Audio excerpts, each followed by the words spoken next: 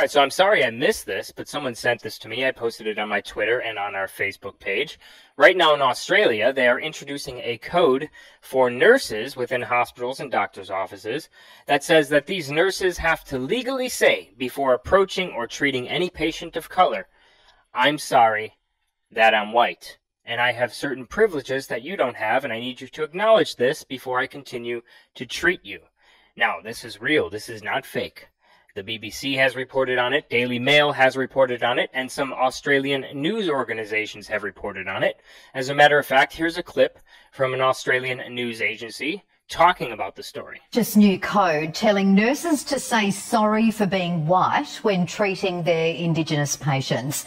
Now, it's the latest in a string of politically correct changes for the health industry, but this one has led to calls for the nursing board boss to resign. And as Yazdedovich reports, even some Aboriginal leaders have described it as potentially damaging. Now, this ties in pretty perfectly to the past 4 videos that I've done, the one about Sarah Young and all of the different hypocrisies that we're seeing in the media and all of the anti-white tweets coming out from blue check marks, which, by the way, Gab is covering, and a few other Twitter accounts are basically compiling and collecting all together all of these anti-white tweets by blue check marks. Now, these are the same exact tweets and the same exact statements and things like that that we know no one can say about any other race except for white people. And white people in general in all European societies have been kind of brainwashed and hypnotized to just stand up for this double standard and accept this. Now, it's one thing if we can all say everything that we want to say whenever we want to say without backlash whatsoever.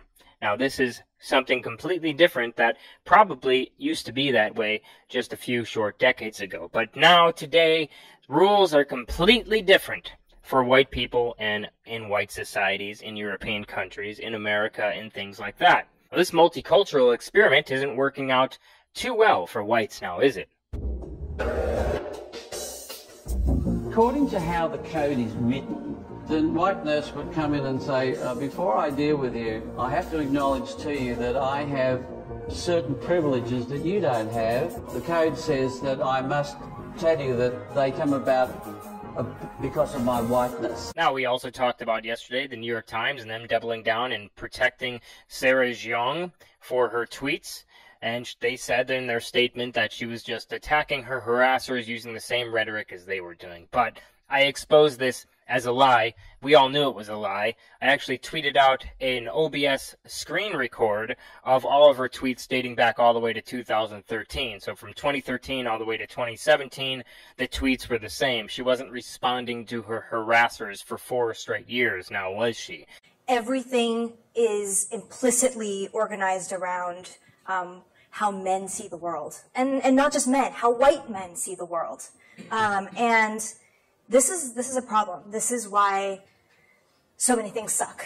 Complete lie by New York Times. They completely stood behind her. Now, the double standard and the problem that we have with this here, guys, obviously, is that they fired another writer like I talked about in that video for conversing with someone who they considered was on the alt-right and actually disagreeing with him. We all saw Roseanne get fired within an hour. We all saw Tim Allen, his show, get canceled.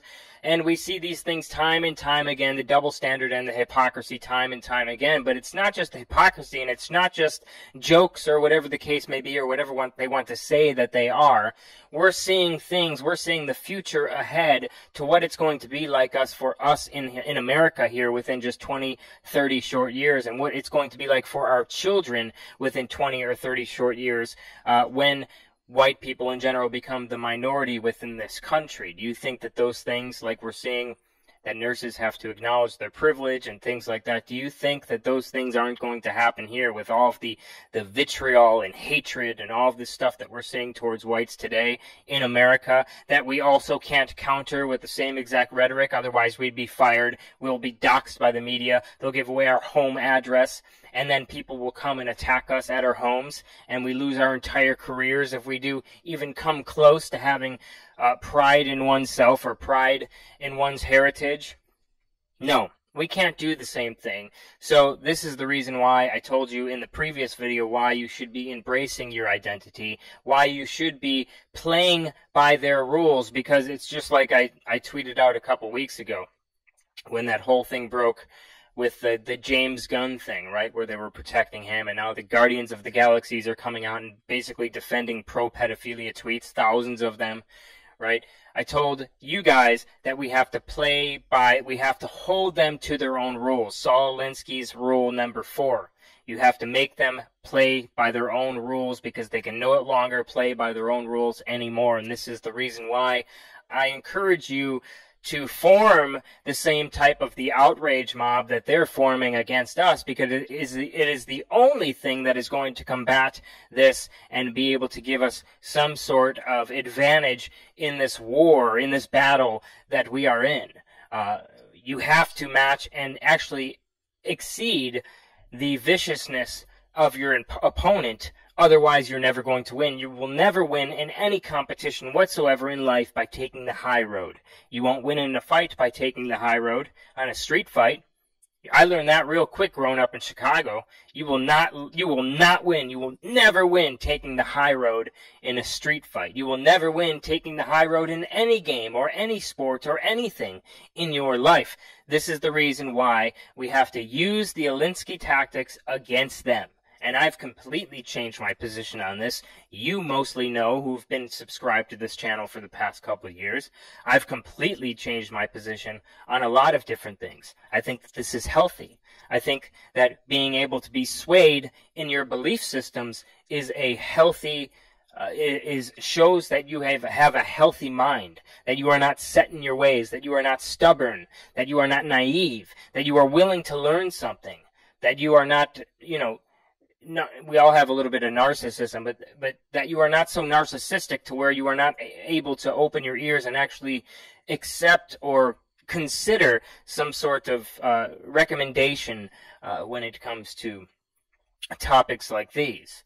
Now, I also covered, I think it was 2 weeks ago or so, this Hollywood actor, B-list, D-list actor, actually not even close, nowhere near close to B-list actor, D-list actor Hollywood, who basically spotted this Latino Proud Boy in a bar and tweeted out for all of his followers to come to the bar and form like this mob. Now, this is reportedly, according to all sources and all witnesses at the bar, this mob to come and get this bar to kick these Trump supporters, these Proud Boys, out, calling them Nazis and white supremacists, where in reality they were all made up of like Latino and black dudes. A lot of them were.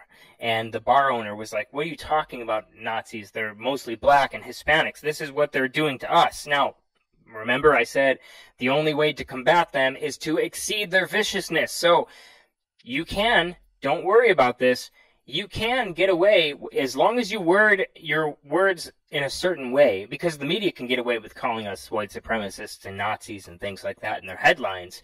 They can completely get away with that without any sort of defamation suit actually going anywhere. No lawyer would take that on contingency.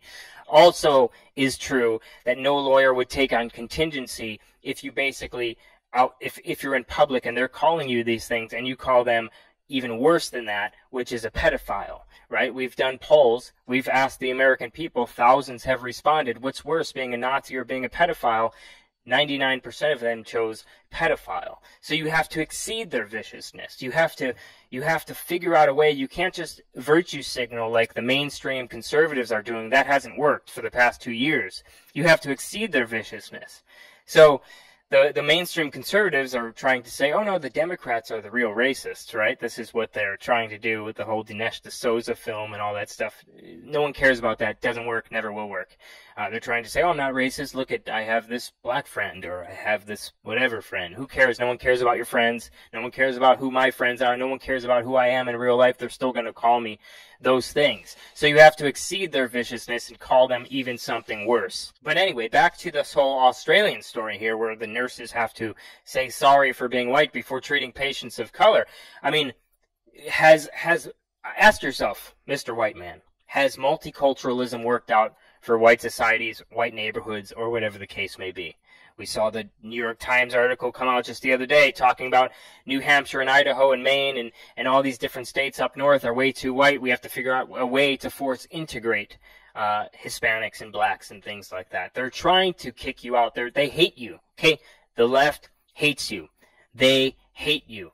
They hate that you exist. They hate that you're straight. They hate that you're Christian. They hate that you're male. They want to get rid of you.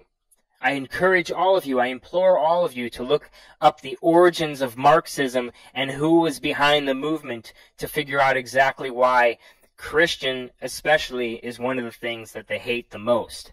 I encourage all of you to look up the origins of Marxism and the Frankfurt School on YouTube to find the truth and see the true history behind this ideology that is destroying societies, destroying European societies all across the world, even in Brazil, which we've covered on this channel, in Italy, which we've covered on this channel. In Brazil especially, they're talking about how privileged the white Brazilians are.